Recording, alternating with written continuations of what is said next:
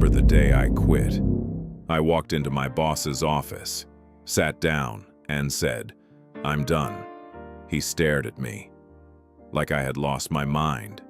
Maybe I had, or maybe I was the only one in that building who hadn't. I was 30 years old. I had a good job, good salary, a future, according to everyone else. But I had something nobody in that office knew about. 9 years of silence, 9 years of quietly doing what nobody around me was doing. And that morning, it was finally enough. I picked up my bag, walked out, and never went back. My name is Marcus, and this is exactly how I did it. Stay with me.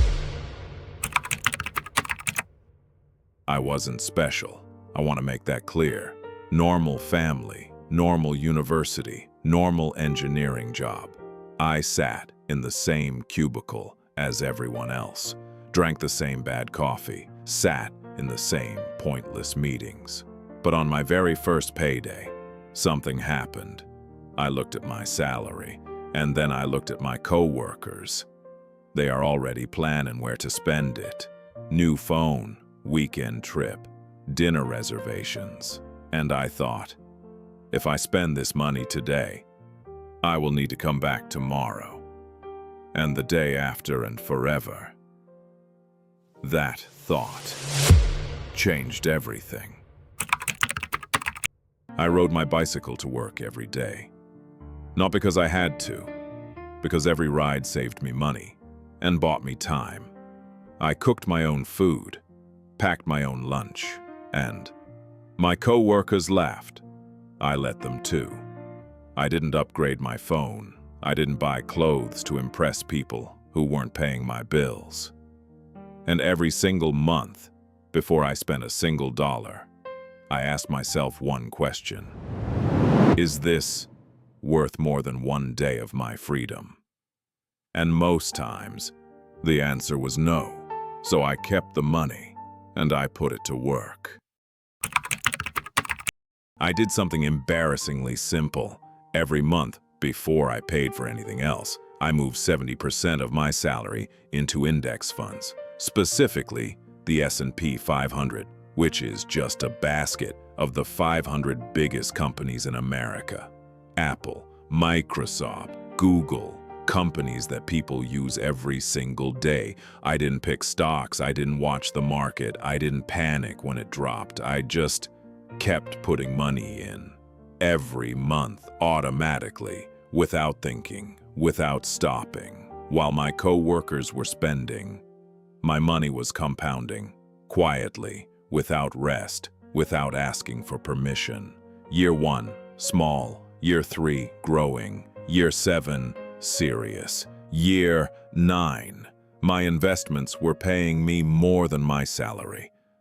That morning, I walked into my boss's office and said, "I'm done."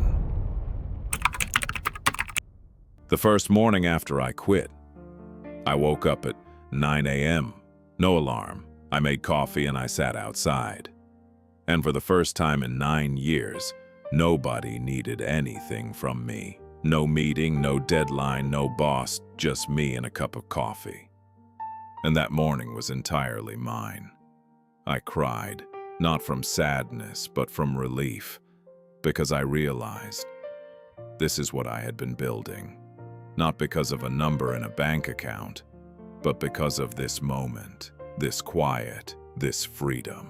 And it was worth every packed lunch, every bicycle ride, every month of silence, every single one.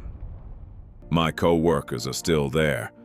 I know because I drive past the office sometimes. Same cars in the parking lot, same lights on inside, same life. And I don't say this to feel superior. I say this because it didn't have to be that way for any of them.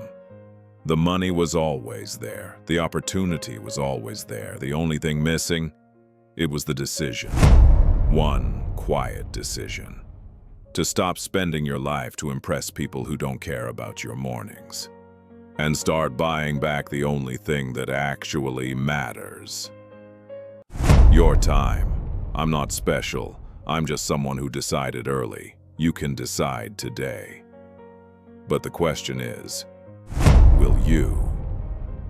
If Marcus's story hit something inside you, share it with one person. No explanation needed. They'll understand. And if you want more stories like this, subscribe. New video every week. See you there.